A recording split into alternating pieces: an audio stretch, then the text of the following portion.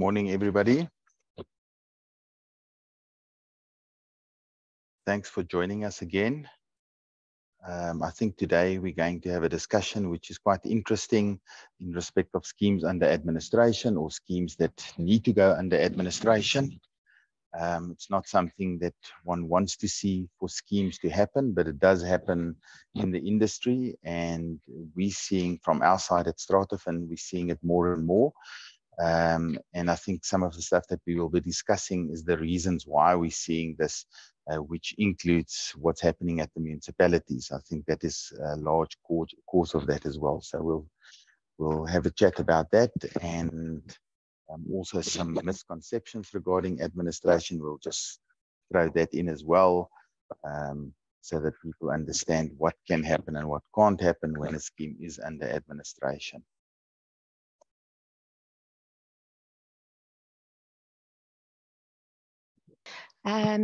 First up, we got Willie, who is the CEO of Stratafen. For those that haven't met him yet, Willie is has practiced as a property attorney for 20 years. He was involved in sectional title management for over 8 years. He has dealt with various municipal bills, interacted extensively with local municipalities. Willie started Stratafen in 2014 with the goal of assisting body corporates with their funding without catching them in a debt trap. Stratafen strives to be a fair and equitable money provider for the sectional title industry.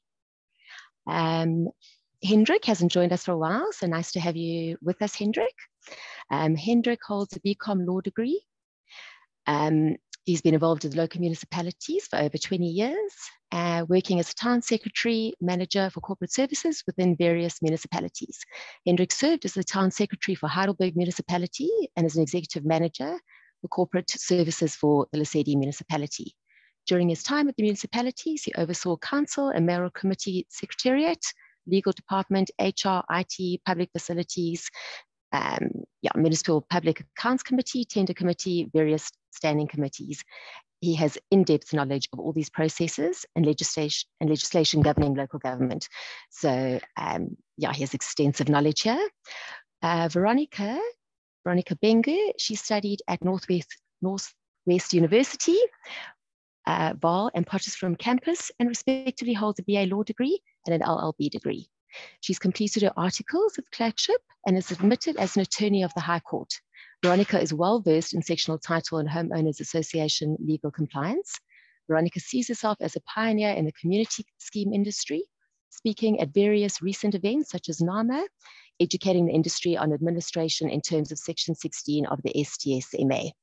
Veronica was appointed as the Director of Confiance Administrative Solutions in February 2022, where she administers sectional title buildings in distress and has had huge success so far. We look forward to continuing and enjoy the session. Thank you very much, Lauren, for the introductions. Thank you, Willie, for welcoming our guests. And we can get right into the topic. I think, Lauren, supposed to be on slide 4 at the moment, please. Okay, great.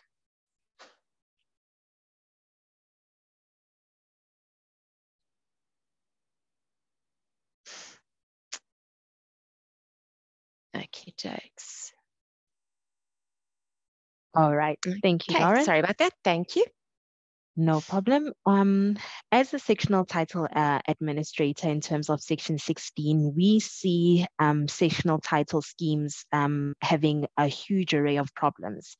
And in the first part of the section, we will discuss the reasons why a scheme should go under administration or indicative factors of how schemes struggle, and you'll identify that as the trustees maybe on the webinar will identify these mistakes or these issues, managing agents as well. I think they will relate, and our solution into curing the issues that the scheme has. So I'll break it down, I'll make a few examples so that it's a little bit more relatable, and we can have a conversation on how these issues manifest in schemes.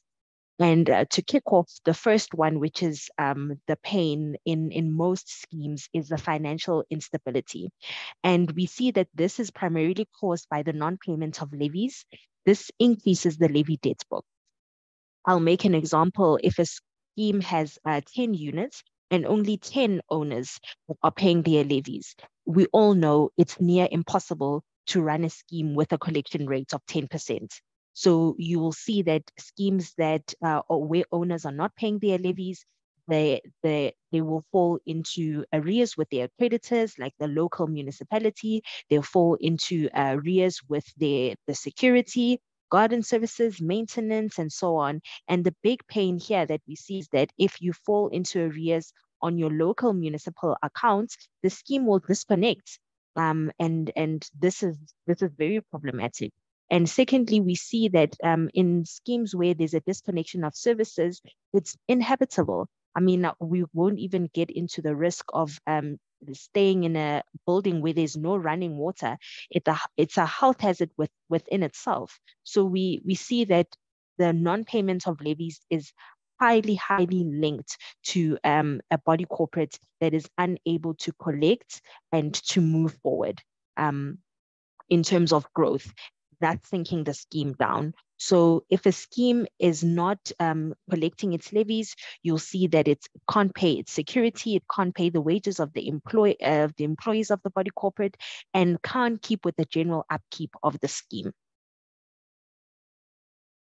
I know my colleagues would like to add on this before we move to the second slide. Lauren?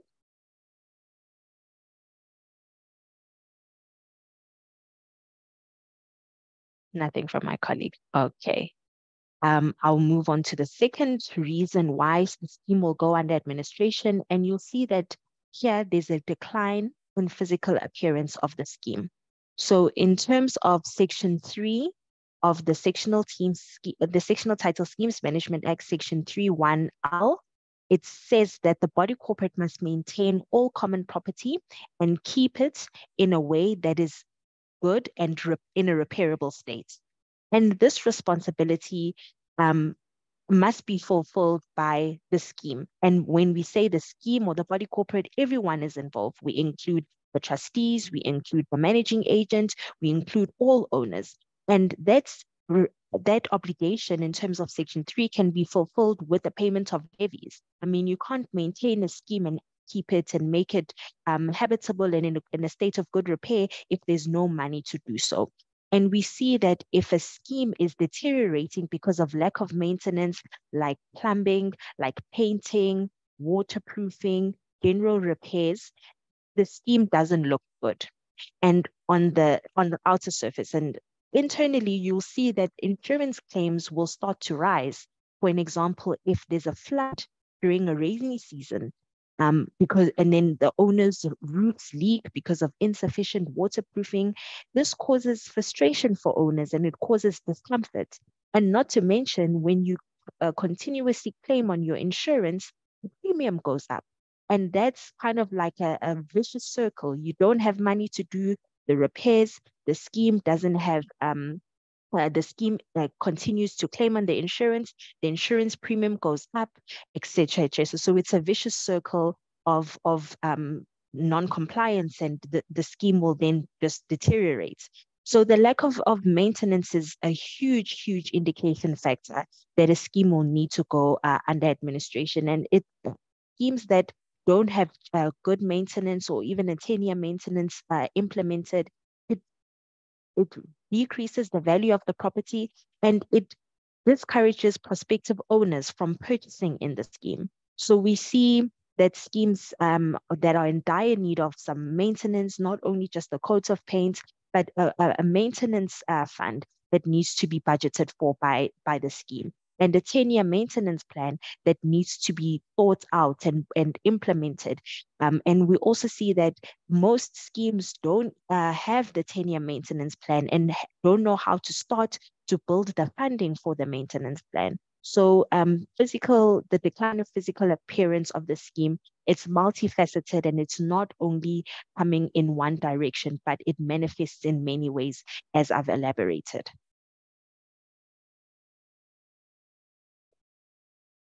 The third element that we will see schemes going under administration is a administrative mismanagement of the scheme's affairs. So the authority on how a scheme or a sectional title building should be run is found in the Sectional Title Schemes Management Act. And the Sectional Title Schemes Management Act, along with its rules, along with its regulations, are the blueprint of how to run a scheme successfully. The Act tells you, or tells managing agents, it tells trustees and also advisors owners on how a valid AGM, SGM must be held, and the proceedings and outline of these meetings. And you will see in the Act that it's broken down very easily, and it's very digestible for people to see how to meet a quorum, how the agenda should look, and how to vote, etc. But you find that there are some schemes that do not hold this blueprint, and they don't execute the rules and the regulations. And from a legal point of view, the decisions that are made in the AGMs or SGMs that are not held according to the rules and acts are invalid, or the decisions that are made are not validated because of the way that the meeting was held. And we see in most schemes that the decisions are made and they're implemented. However, they are not valid when we do the compliance check of the scheme. So you have maybe a scheme that does not hold their AGMs timelessly, or delays their AGMs because of the incomplete financials, audited financials. And here, this is a strong indicator that something is wrong with the scheme and something may be amiss. For an example, say a scheme does hold their AGM on time, but it's not held according to the prescribed legislation. For an example, quorum isn't met, and the people that are running the meeting are not educated or well-versed to know what the legislation says on quorum, and they go on and they raise the levies and they implement a special levy and they elect trustees and so on and so forth. With this meeting that is not compliant, it has Veronica, a ripple effect. Yes. I want to give an example. Sorry Okay. that I interrupt you. I've had an email yesterday from a scheme that actually came to Stratafin and was asking about what Stratafin does and how we can assist them. And in this email, this person that averts that he is a trustee or the chairman of the body corporate says that they've decided to change the way that their levies are levied, and they're now going to charge all units equally in respect of these levy contributions that needs to be made. I then ask, are these units different sizes and have they got different PQs? And he said, yes, there are 3-bedroom units and bachelor units and 2-bedroom units and so forth. But they just merely decided at an AGM that we're now going to distribute the budget over all units equally and no longer in terms of their PQ. So this is one of those matters that you are talking about where there's administrative mismanagement, where they just decide to do whatever they want because they have a lack of knowledge and they don't understand actually how levies should be calculated and how it should be apportioned to the scheme. And that's a very, very real life example. I mean, it came from one of the owners on Sectional Title Living South Africa, and then he started conversing with me and then started sending emails to Stratafin requiring assistance. And this is what's happening. So this is what we see in practice. Sorry that I interrupted. I just thought it was an apt example of what you are just trying to describe. Thank you, Willie. And also to piggyback on that point, it becomes very difficult for an attorney to collect on the arrear levies if the decisions that are made at these AGMs are non-compliant. Because if an attorney is mandated to go to court to recover the arrears, they need to provide the valid and compliant evidentiary support to collect the levies. So if the AGMs are not compliant and the decisions that are made are not done according to the blueprint, which is the Act, the rules and the regulations, it becomes a pain and merely impossible to collect on those arrears using the court system. And we see that there are queries that are raised by magistrates to say, can we please have the minutes? And you'll see the minutes and there wasn't a quorum, or the voting cards for a decision and there's no voting cards, and it was still done, the voting was still held by raising of hands. And we see in the new legislation that the legislator requires voting cards. So it might be minuscule compliance errors, but it leads up to a bigger cause of not being able to collect the arrears, which the scheme needs that funding to move it forward. So a monitoring on the compliance is extremely important, and the main reason where, as Billy said, that we see it in life where managing agents and trustees don't know how to follow the act, and they come to us and they ask us, how can we resolve this and how can we resolve this? Another point to make at the the lack of administration, mismanagement of scheme affairs, pardon me, is the lack of monitoring of the municipal accounts by the scheme. And this is very, very important, because if you don't monitor the scheme's municipal accounts, you'll find at the end, maybe 2, 3, 4 years later, the arrears have built up and become so unmanageable. And the scheme has, the local municipality has not been out to do readings, and they're billing the scheme estimates, or they are billing the scheme on the incorrect rate and the incorrect tariff. And resolving and the lack of monitoring these issues make it so difficult to resolve. And the worst case scenario is that the scheme is disconnected of its water and its light.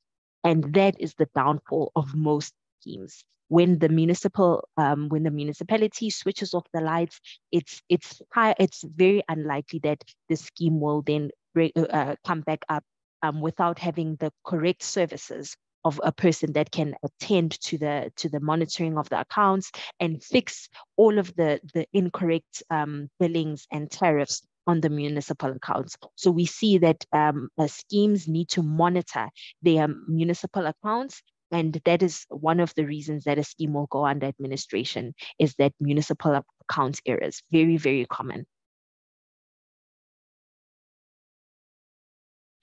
Then you will see that sometimes there's a misappropriation of funds. This can, you see it across the board in terms of body corporate funds. Perhaps there's loaning of money, scheme monies to other members, or funds are not used for the expenses that they are allocated to. Funds go missing, and this is obviously a huge problem within schemes, because the scheme's funds are there to maintain the scheme, to build up the scheme, to ensure that the expenses are paid, quote unquote, the lights are turned, are kept on. And if there's a misappropriation of funds, there's a non-payment of the expenses that those funds were allocated to, and then it's a whole ripple effect. And eventually a scheme will crumble and fall if the misappropriation of funds keeps happening and lead to the downfall of the scheme. So it's very, very important that if a scheme is the funds are dwindling and they are not being used for what they meant for, is to consider putting the scheme under administration and have that part of the elements at least resolved in that way.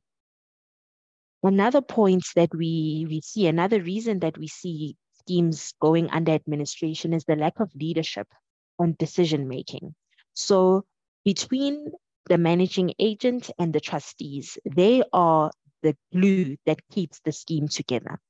And you will find that if there's a lack of decision making between the trustees and the managing agent, the scheme doesn't move forward. No decisions are made. It's very difficult for things to progress, and there's a delay in the overall movement of the scheme and the progression of the scheme. This symptom will manifest mostly, and we've seen this at an AGM, it becomes time to elect trustees. And it's either there's no nominations, or the same trustees are re-elected over and over again. This causes a succession issue, pardon me, in that the scheme's affairs don't get succeeded from one set of trustees to the next set of trustees. And even worse, when there's no nominations and everyone just adopts a hands-off approach to the management and the running of the scheme. And this is a recipe for failure. And other cases of lack of decision-making and leadership is infighting between owners, where some owners want to push their individual agendas and other owners have other agendas, and the meeting of minds isn't there. And this causes difficulty in running a scheme forward, and it takes away from the necessary power to move the scheme forward. So the Board of Trustees are the leadership of the scheme, and they are the forward momentum that's necessary to move the scheme forward. So another element maybe of lack of decision making is not being knowledgeable enough about Sectional Title Schemes Management Act, Sectional Title Scheme Management. And this can cause the downfall of the scheme. Maybe if the trustees are not knowledgeable enough about the management of a scheme and they don't listen to the advices of the managing agent, or they do not get insights themselves in educating themselves and make detrimental decisions towards the scheme, it becomes problematic. So in highlighting these reasons, we can see that an administrator would be the saving grace to these problems, as the administrator will step into the shoes of all the owners, represent all of the owners, and if there's infighting, will disembark those factions. And if there's problems of decision making, the administrator will be the one that makes the decisions. And at Confiance, we have a scheme. Just pardon me, sorry. What happened there? Veronica, sorry, I was coughing. sorry. Sorry. Can I, Yes. while you cough, can I just quickly jump in? Yes. Where there's infighting, it normally happens where people don't have the necessary knowledge. And at Stratafen, we decided to actually start our trustees training portal, and also, it's an owners and trustees and managing agent portal, which is available on our website, and it's free of charge for people to actually get trained to understand what their obligations are, what their rights are, and so forth. And we believe that if one does that and you get that training, that you would actually be in a better position to lead and better position to understand what is happening when other people are leading, and don't see it as an attack on you or on your property when they are doing what is required in terms of the Act. So it's important that people start to educate themselves. I mean, this is why we're doing these webinars, is so that people can educate themselves and understand what the rights and obligations are in terms of the Act. Sorry, Veronica, I jumped in again. No problem. You gave me some time to cough. Thank you. Yes, so an administrator comes into the situation to correct everything. Literally from the maintenance to the financial problems to the infighting to the lack of statutory compliance. We do everything, and we educate owners, obviously, when we are appointed as the administrator, that we will try our level best. Being an administrator is not an easy job, but we pride ourselves in commitment, taking the time to assess the needs of the body corporates and rectify them. I just see a question on the chat that I just want to answer, and then I will hand over to Hendrik, who will do the second part of the webinar with regards to ways to fix this. So anonymous attendee has says that their scheme was rezoned, and it was backdated for 4 years, and this places a huge financial burden, and how can we resolve this? Confiance can assist in resolving this issue. We do have a municipal department. It's Mr. Brits and Mr. Bredenkamp, who are well versed in sectional title municipal queries and questions, and can assist you with that. So at the end of the webinar, you'll see our contact details, and you can email us and we can see if we can assist you. That's from my side. I'll give Hendrik to lead how Confiance can fix these problems and help the scheme regain its financial stability. Thank you, Hendrik. Morning, everybody. Thank you, Veronica. Appreciate it. Yes, within the Stratafen group of companies, we have a lot of skills. We have a lot of experience to deal with this. The problems that I'm sure that you can relate to that Veronica sketched now for us. I do not believe that one of the people that has joined us that would not be able to identify with some of it to a lesser or to a more extent of this. Now, we normally follow an approach where if we want to rehabilitate a scheme, we look at compliance first. We do an onboarding process. We look at what has been complied, what is not. We do a complete compliance audit. And then we start with a gap and with what we have and check the quality of that. And then we start managing a scheme. So, ladies and gentlemen, the rehabilitation or the rescue of a scheme is very similar to a business rescue process in concept. Though it's a different background, different legislation, principles are quite similar. We look at levies. Levies is absolutely the lifetime or lifeline of any scheme. Veronica has told us about that, and it is really the root of most problems that we experience with schemes. If you look at compliance, once again, the first and foremost thing is, are levies legally raised and are they collected? Do we look at collections? Are they actually being collected? Is there a collections process underway, a policy? And what debt control measures have been and will be implemented? Are debt collection measures being budgeted for? Very important. Can't collect levies and start a legal process in that regard if you have not debited and let's say a vote on your budget so that you can cover that expense. Because without that, I'm sorry, you're going to be delaying your whole process, which is totally counterproductive. So, ladies and gentlemen, the question is really also, would a body corporate have the resources to manage their financial records efficiently? At Stratafin, at Confiance, we do have not only the knowledge, but also the expertise and the capacity to manage the finances of a body corporate on a daily, weekly, and monthly basis. Where necessary, when we take over a scheme under administration, we will also take the necessary legal action. Obviously subject thereto that the budget for such is available.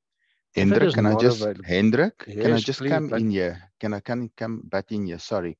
I see that a question was asked regarding CSOS, and would you rather go regarding the collection of the levies? Would you rather go the CSOS route or through attorneys?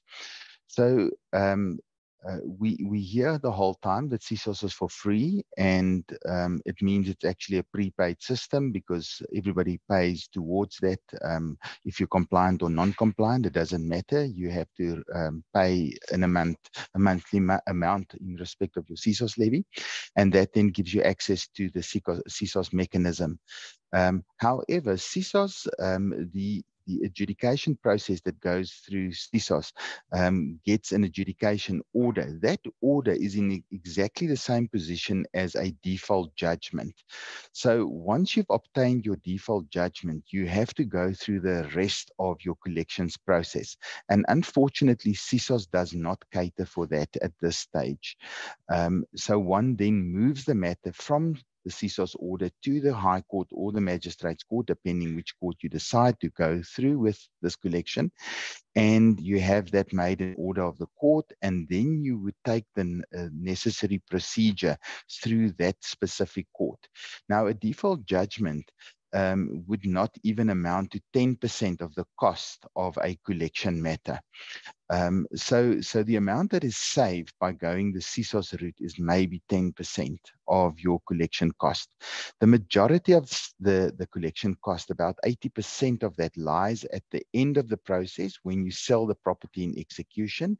So you obtain your Section 66 Magistrate Court order for the right to sell the property, or you obtain your Rule 46 order in the High Court to sell the property in execution. You then advertise and you then have the sale through the sheriff. So that is the majority of cost in respect of the collection matter. So you save very little going the CSOS route. And from our point of view, we have seen many orders by CSOS which are questionable, and which we've taken on review, and where the High Court has set those orders aside. So from our point of view, we would rather use the courts when we do collections. To us, we are then more certain that we are in a controlled environment where we know what's going on and what the outcome should be, because there are precedents and the courts have to follow these precedents. So that is just in respect of that one matter. So sorry about that, Hendrik. I just thought that whilst you were talking about the collection, and then also we were asked if we're going to have a discussion regarding HOAs. So HOAs work in a very similar manner, but then you will follow the business rescue process. So depending on what form or type the HOA is, but we will have a discussion regarding that at a later stage, yes. I think that was a valuable contribution, Willie, because it's a fair question and we often get that question. So yes, definitely, ladies and gentlemen, you need to understand the process. You need to be able to control the process, and you need to have the money to do that. Which brings me to another point, in that if a body corporate does not have the funds immediately available to pursue legal action, Strata Funds most certainly has some products that would assist you in funding those processes. And yes, very definitely we can assist in that regard as well. So part of the takeover and the administration process would also be the control over bank accounts that need to be taken over. Sometimes you find that the banking would be resorting under a trust account, which we do not favor. We prefer separate bank accounts, and if we encounter such a case, we will then open a separate bank account for the body corporate in question, so that we can properly control and report the finances and the movement thereof on a monthly basis. We also ensure that we do financial monthly reports to the owners committee. We open communication channels to ensure that we have transparency of the scheme affair. We make use of platforms like We Connect You, which we find very useful, and a liaison committee consisting of owners, therefore then set up to assist with two-way communication from the administrator on our intentions and what we do, but also getting feedback from the scheme's owner in that regard. We also evaluate an audit service provider and the various relevant contracts to ensure that the scheme is provided with efficient and affordable services on an annual basis. Ladies and gentlemen, and that is also one of the reasons why financial statements must be drafted and audited, so that proper control and report back in this regard can be given to the various owners, and that the scheme and the body corporate would know exactly what the status of their ownership in this regard would be. Also make sure that the scheme is registered with CSOS and that the prescribed levies are paid. It would seem a trivial point that we have found in the past that schemes are not registered with CSOS, which is, well, first and foremost illegal, because it's a prescription in law and you don't have a choice in that regard. But yes, definitely, we try and ensure that schemes are registered with CSOS. It is part of the transparency environment, and we also report into CSOS on a quarterly basis what we are doing at the scheme and what our progress would be. Now, if your scheme is compliant... To add, sorry, Hendrik, just sure, to add sure. on the topic of compliance, is that we still execute the act as if the body corporate is still within its trustees in terms of holding AGMs and advising owners according to what the administrator is doing with the scheme. And it's not only a one-way street where the administrator is just rehabilitating, but we at Confiance hold the AGMs as per the Act and invite owners, even though there's no decision making that they need to know or need to make, but we advise owners on how the scheme is being rehabilitated and also ways that they can assist themselves as owners in protecting their investments. So we also, as administrators, follow the statutes on how to do things the correct way. Because imagine if the administrator who is court appointed is not following the legislative templates on how to do things correctly, when the scheme is no longer under administration, the owners will also follow the incorrect way. While I'm also here, there's a question on the chat that asked, how does a court in the case of Section 16 application decide on who the administrator will be? So how the appointment of an administrator works is that when you bring the administration application, you suggest to the court who you want the administrator to be. So you don't bring an application to court to say the building should be put under administration, then the court decides who the administrator will be. So it works the other way around. You make a recommendation to the court that this is who you'd like the administrator to be based on what the work that they've done, their credentials, the team, and their success rates. And then the court will either grant that application or will refuse the application. Veronica, before we step off that, but we have seen now where a different process was followed. I think that your appointment the other day by the court, by the High Court, was one of those where the court followed a different process. So in that instant, the court referred it to CISOS to then recommend somebody to be appointed as an administrator. CISOS then contacted Confiance and contacted Veronica, knowing her as an administrator in the industry, and required a full audit of credentials and what she's done and what scheme she has administered and the success that was achieved in that. And they then prepared a report for the High Court, and that was then given to the High Court, and that then decided to appoint Veronica in that specific matter.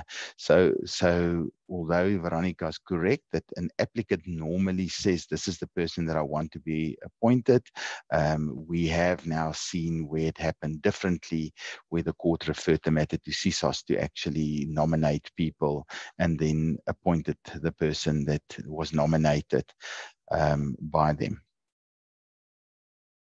Yeah, quite correct, Willie and Veronica. An administrator is not a law unto their own. They're not a sheriff riding into town and who makes up their own rules. They have to follow legislation. They are appointed under the said legislation, and we must execute our duties as it would have been by the trustees. So it's the same thing. It's just one body instead of a committee of trustees.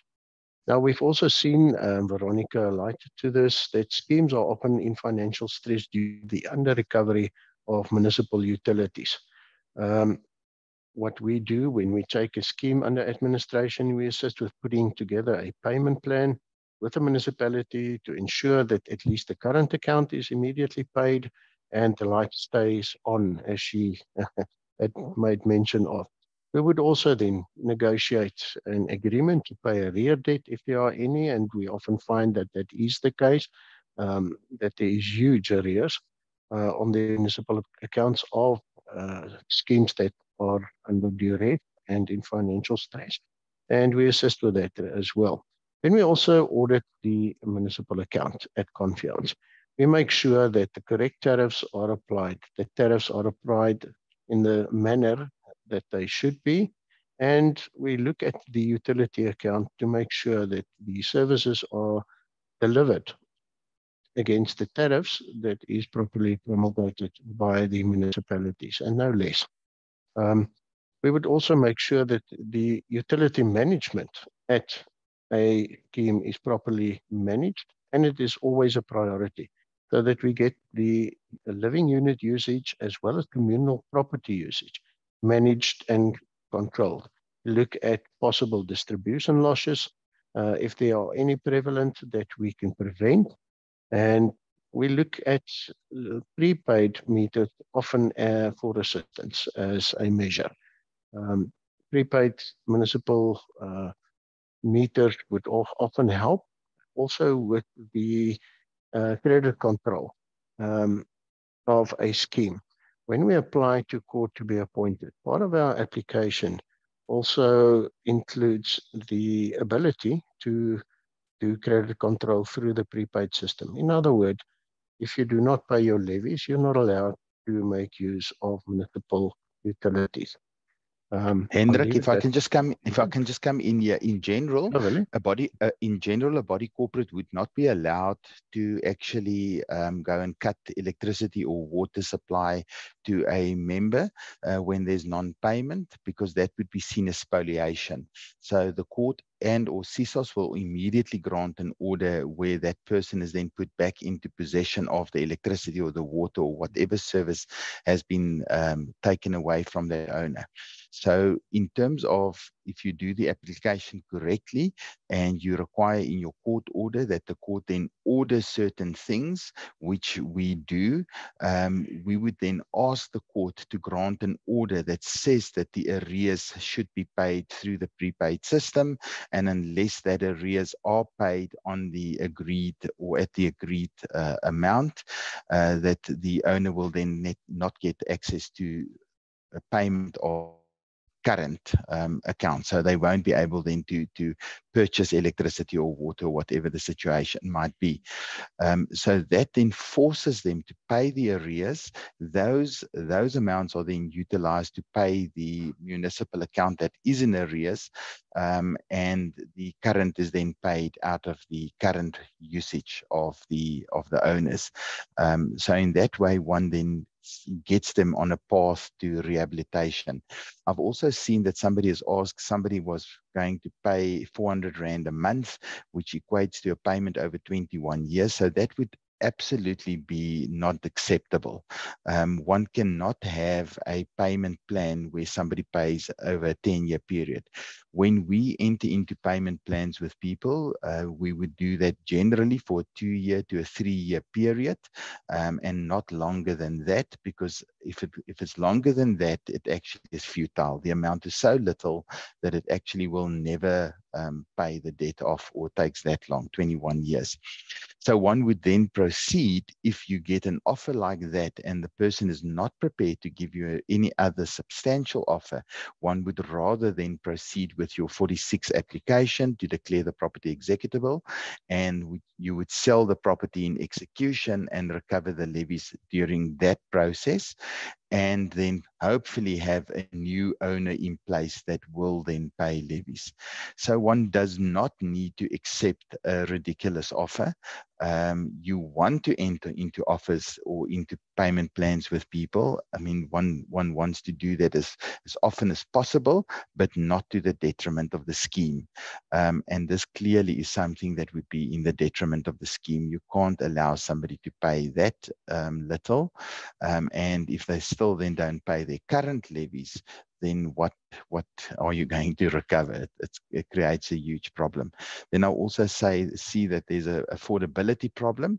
The fact of the matter is that if somebody buys into a scheme, and it might sound harsh, but if somebody buys into a scheme and they cannot afford to pay the levies, then the better option for them is to rather sell their unit, move to a complex or to a freestanding property where they determine themselves what will be maintained or not maintained and so forth.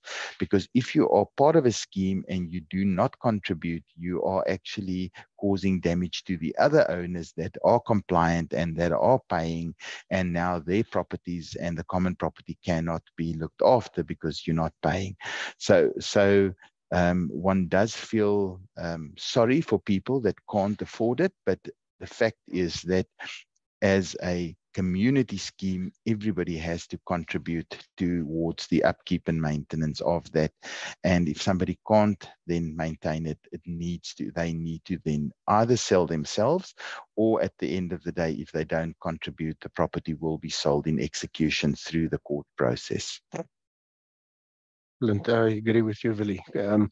The knock-on effect of non-payment of levies is so immense that it leads to the destruction of a scheme eventually, if you do not turn around the scheme by means of a rescue attempt, which administration, obviously, in our opinion, is the best way to do it. Yes, and then we also look at the exclusive use areas that may or may not be registered, and we look and check if they are properly registered and if there's proper accounting regarding that. Because if there's an exclusive use area, an owner is responsible for the upkeep of that as well. So, compliance management. I think if your scheme is compliant, you are already on the way to turning it around. That's why compliance and the payment of levies is such an important matter. The goal of an efficient body corporate is to be in good standing with both the municipality and all its other creditors, so that it could also then execute its duties. Every scheme needs to have rules, and those rules in place must be registered with CSOS. Where necessary, if there are current rules, they could be updated if they are outdated to cater for new needs and the peculiarities of a certain scheme. Here we look at the differences between, for example, a block of flats and freestanding units in a townhouse complex, or that are linked in terms of communal walls. So rules address these unique features. For example, and this is just a few random examples. Parking, pets, pools, communal braai facilities, clubhouses, the installation of solar, which is a very, very hot topic at the moment, the use of generators during load shedding, and another matter that has reached the press from time to time is the matter of traditional slaughtering.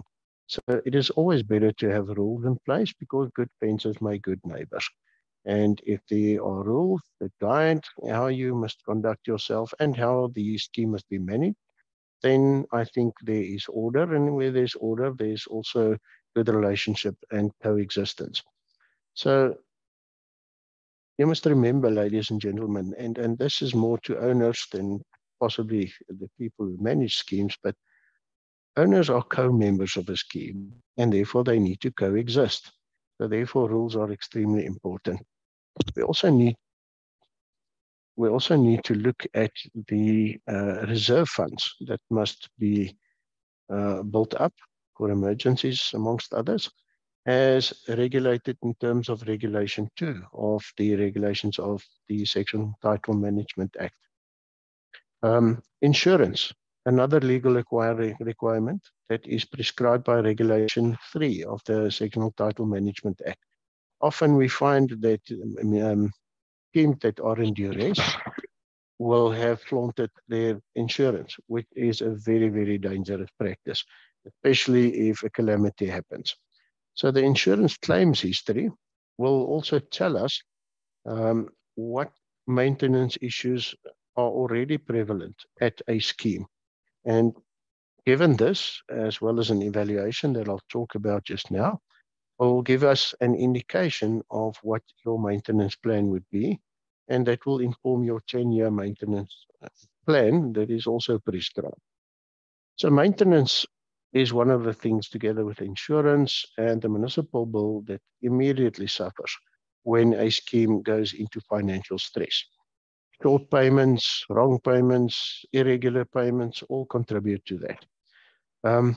What we do when we take over the scheme is we will do a complete assessment of the physical condition of the scheme. In other words, what do the buildings, communal areas, and assets look like? We get a properly registered professional to assist us with that, so that we have an idea of where the problems lie. We quantify the address of that problems, how to repair, how to maintain in future. And this all informs a maintenance plan that must go into the scheme's budget. It informs your 10-year maintenance plan. And we also look at the management rules. I want to refer you to Management Rules 29 to 31, which deals with the physical upkeep of the various assets of a scheme.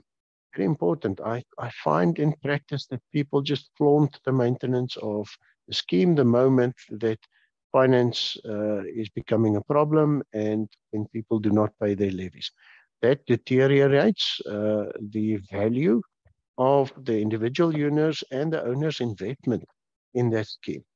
So an improved physical appearance will also assist with adding value to the scheme in terms of what a unit would be worth and what an owner can sell it for. Then, ladies and gentlemen, Veronica had quite a lot to say about effective leadership and where it goes wrong in decision making. I need to stress lack of training and knowledge of trustees is adding to management problems, financial problems, and the like. And at Trotterpin and Confiance, we aim to help the various schemes train prospective trustees, train owners so that they are knowledgeable, because knowledge will lead to confidence in administering and managing your various scheme matter. And in that way, we create a healthy environment where owners could then, once the administration period has lapsed, would then be able to elect trustees again and continue managing their own units. We strongly advocate the use of liaison committees whilst we are busy with the administration of a scheme, because it leads to practical knowledge on how to manage the scheme, and the two-way communication that we have with the various owners then serving on such a committee is then very valuable, not only for the administrator and getting feedback on what is required or what the needs are from the individual owner, but also the people that are members of that committee will then see how we go about in resolving and managing issues.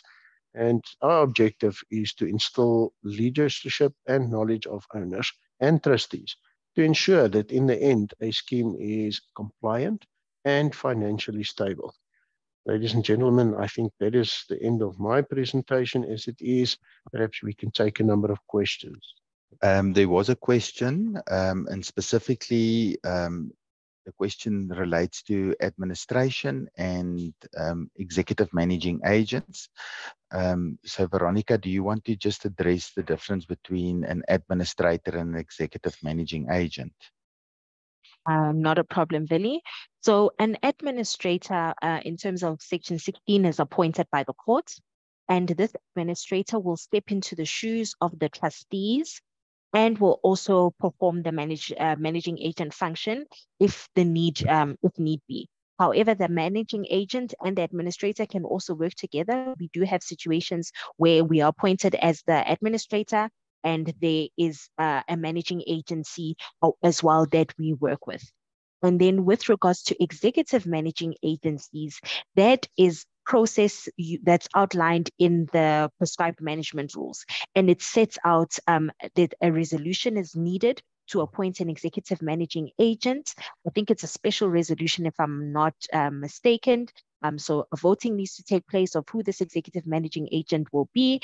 And an executive managing agent, in a nutshell, will then perform the duties of the trustee.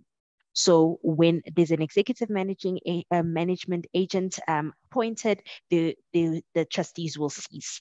And then I've also seen in situations where there's an executive managing agent and a managing agent working together, and they cooperate into propelling the scheme and running the scheme forward.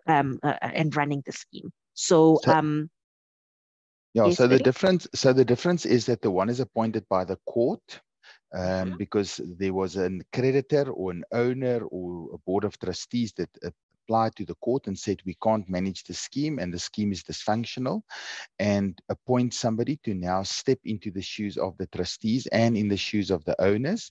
So they then become the sole person that manages the scheme and make decisions regarding the scheme. Owners and trustees don't make decisions anymore, where with an executive managing agent, it is appointed by the owners themselves. They make a vote that they want to appoint somebody. The executive managing agent step in the shoes of the trustees, and they make the decisions that the owners allow them in accordance with the budget and the decisions surrounding compliance and so forth. So there are a difference between the two. So that is the difference between them. So the one acts in accordance with the court order and the other in accordance with a decision by owners. And just at the back end of that question, they asked, where does the managing agent's responsibility start to recommend the estate should be under administration? So Section 16 says that an owner, the local municipality, or a creditor can approach the court to place the scheme under administration. So it's very unlikely. I've seen it once since I've been administrator, where the managing agent is actually recommending that the scheme be placed under administration or bringing the application or supporting the application. So if you look at Section 16, it gives you a category of people that can approach the courts in terms of bringing this application. Perfect. I think those are all the questions that we had. There's a question to Hendrik. Sorry, Willie. To Hendrik, it says, maintaining the aesthetic of the estate. Some people want to mount things onto common property walls, such as garden hose pipes, basketball hoops, walls, and etc. What part of the legislation governs or not allows this? Allowing this? Yeah, so I will deal with that. I mean, the Sectional Title Schemes Management Act and the Prescribed Management Rule determine how people can affix things onto the common property, because at the end of the day, it's common property and you cannot go and do that. I mean, we've had extensive discussions on other webinars about the roofs and solar installation and what vote is required to actually allow for these type of things. So it has to go to the Board of Trustees. There have to be a decision taken how this will be allowed, and who will maintain those things, what will happen when they are removed, will the scheme be placed in the same situation, and so forth. So what we'll do is we will just refer in the emails to the specific management rule, and we'll give you the outlines of that specifically. In fact, we dealt with a similar case yesterday. So yes, we will answer that specifically. Yeah. Thank you very much. Oh, sorry, there's another one. Can an owner sell? Because that was one of the misconceptions that we've had. I mean, and it was something that I wanted to discuss actually, and I forgot about it. Can an owner sell in a scheme that's under administration? Absolutely, yes. There's no reason why somebody can't sell whilst the scheme is under administration. In actual fact, sometimes it makes it much easier to sell because the administrator will act in accordance with his appointment in terms of the court order, and will then issue the clearance certificate. And one will see sometimes that where the scheme is not under administration, there is this infighting. You have more than one board of trustees. I mean, we have schemes under administration where there were 2 or sometimes even 3 boards of trustees, or calling themselves boards of trustees. So nobody would know where to get their clearance certificate from, pay it into the right account. Different managing agents managing the scheme, coercing owners to pay to their accounts. So in that instance, it does become easier to get your clearance certificate so that you can transfer. So there's no prohibition on the sale. If you will, however, get a bank to finance that, I don't know. In general, when we take over the administration of the schemes through Confiance, we do see that those schemes get put onto the right tracks, and hopefully in time they will be sorted out completely. And then you will have sales and you will have increased values as well, because now the scheme is run properly, the rules are in place properly, levies are correctly determined, maintenance plan is in place, maintenance reserve is being built up, and so forth. And in those instances, and the scheme is being maintained, and in those instances, you will then see that people will be able to sell their properties far more easily and will get their money that they've paid for their units, and the growth of their property values. Thank you, ladies and gentlemen. I think that's what we've got time for this morning. We really appreciate you coming on board to listen to us talking about administrations a bit. Thank you, everyone. And just to let you know, we will take note of all the questions, and we'll be posting answers before the end of next week. We'll email them out. Thank you, everybody. Thank you. Thank you.